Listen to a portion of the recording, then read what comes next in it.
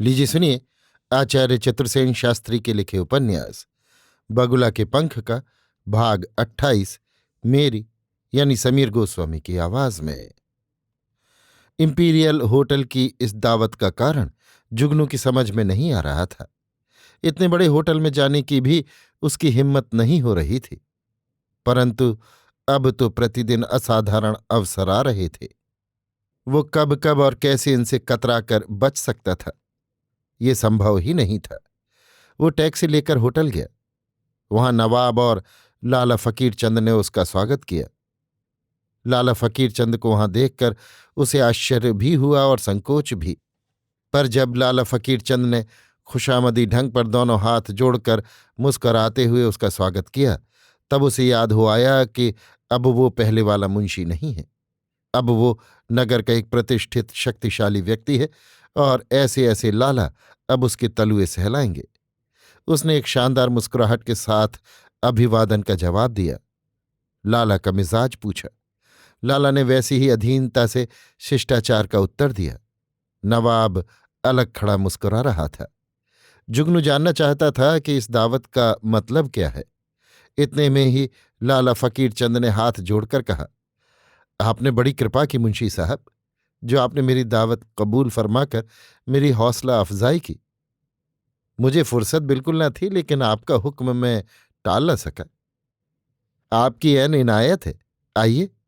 लाला ने अदब से झुककर इस तरह जुगनू को आगे बढ़ने का इशारा किया जैसे वो कोई होटल का वेटर है और जुगनू कहीं का नवाब है। तीनों व्यक्ति पहले ही से रिजर्व टेबल पर शान से जा बैठे। एक के बाद दूसरे खाने के विलायती सामान आने शुरू हुए। जब तक दावत होती रही, तीनों व्यक्ति चुपचाप खाते पीते रहे। बीच बीच में इधर उधर की बातें होती रहीं।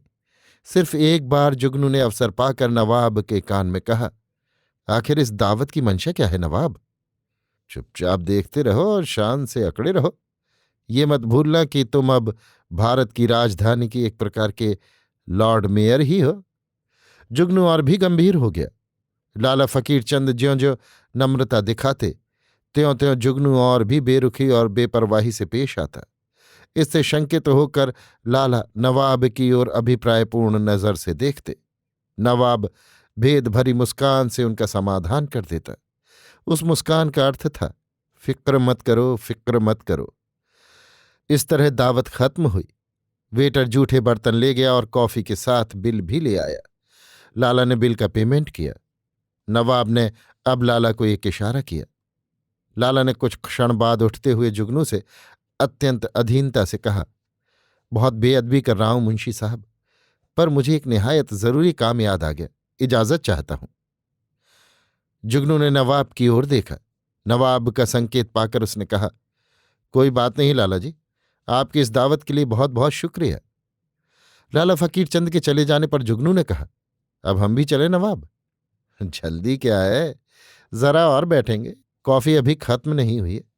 हमें तो लाला की तरह कोई जरूरी काम है नहीं। जुगनू ने कॉफी का प्याला उठाया। नवाब ने सिगरेट जलाई। एकाएक जुगनू की नजर टेबल पर पड़े पर्स पर पड़ी। उसने कहा, अरे लाला, अपना पर्स तो यहीं भूल गए। लाला लोग अक्सर यही गलती किया करते हैं, नवाब ने धुआं फेंकते हुए कहा। उसे उठाकर चुपचाप जेब के हवाले करो। जुगनू का कलेजा कांप गया। उसने गहरी नजर से नवाब की ओर देखा।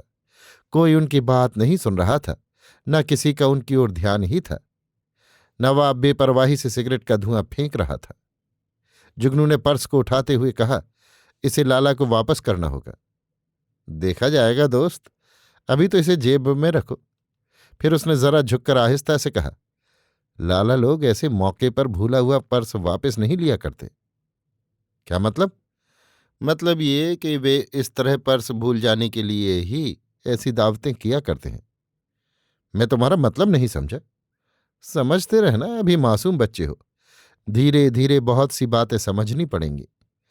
जुगनू ने कुछ कुछ नवाब का मतलब भांप लिया। उसने कांपते हाथों से पर्स जेब में डाल लिया। नवाब ने कहा, अब दावत खत्म, चलो। वो उठ खड़ा हुआ। जुगनू भी चुपचाप उठा। टैक्सी को नवाब ने इशारे से बुलाया और दोनों उसमें जा बैठे। नवाब ने कहा, एक चक्कर कनॉट प्लेस का लगाओ दोस्त, और फिर दरियागंज चलो। वो इत्मीनान से बैठकर सिगरेट का धुआं फेंकने लगा।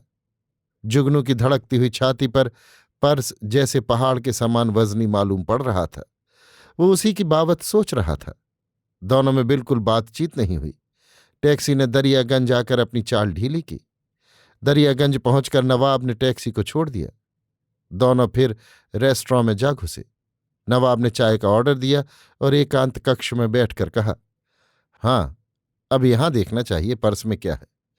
जुगनू ने पर्स नवाब के सामने टेबल पर रख दिया। नवाब ने गिना। पर्स में 15,000 के 100-100 के नोट थे।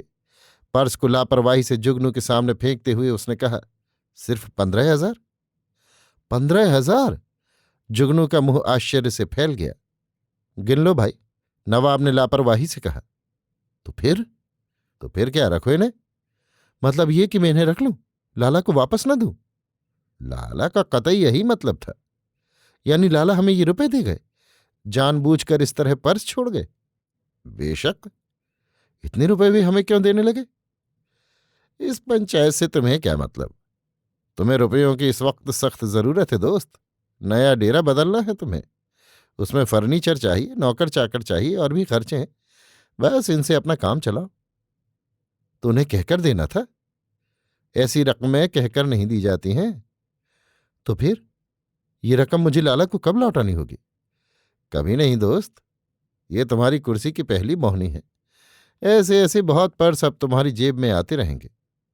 लेकिन लाला मुफ्त में इतनी रकम हमें क्यों देने लगे?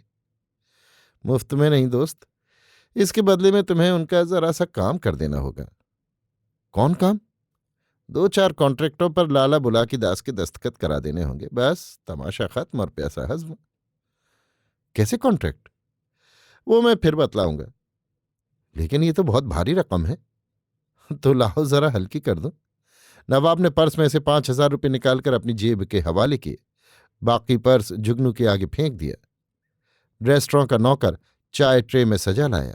एक एक प्याला चाय पीकर दोनों दोस्त बाहर निकले। बहुत वक्त हो गया, अब जाकर आराम करो। लेकिन याद रखना, इन मामलों का जिक्र किसी से न करना। नवाब के कारोबार तुम्हारे और नवाब के ही बीच में रहे। वो हाथ मिलाकर एक और चल दिया। जुगनू बड़ी देर खोया सा खड़ा रहा। फिर धीरे धीरे वो भी डेरे की ओर चल दिया। अभी आप सुन रहे थे आचार्य चतुर्सेन शास्त्री के लिखे उपन्यास बगुला के पंख का भाग 28, मेरी यानी समीर गोस्वामी की आवाज में।